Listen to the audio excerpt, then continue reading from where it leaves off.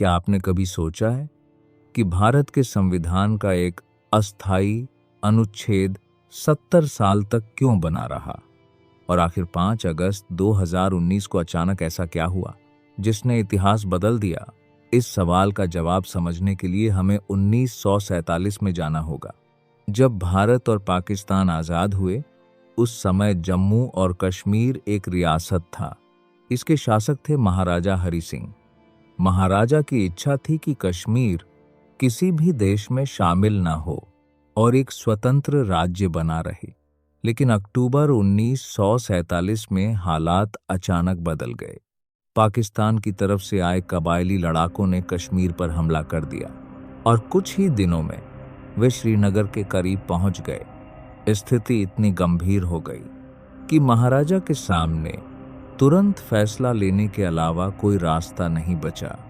26 अक्टूबर 1947 को महाराजा हरि सिंह ने इंटूमेंट of assertion पर हस्ताक्षर कर दिए।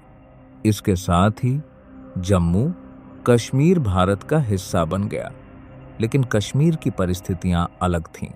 इसी कारण भारतीय संविधान में आर्टिकल 370 जोड़ा गया।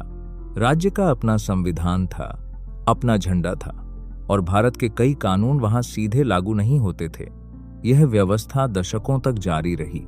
लेकिन समय के साथ यह सवाल उठने लगा, क्या यह व्यवस्था स्थायी समाधान है या सिर्फ अस्थायी समझौता?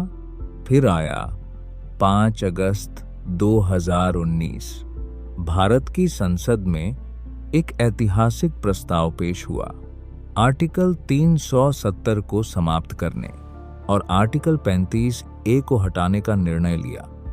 लेकिन एक बात निर्विवाद है, 5 अगस्त 2019 सिर्फ एक सरकारी निर्णय नहीं था। यह वह दिन था जिसने कश्मीर और भारत की राजनीति का एक नया अध्याय हमेशा के लिए लिख दिया।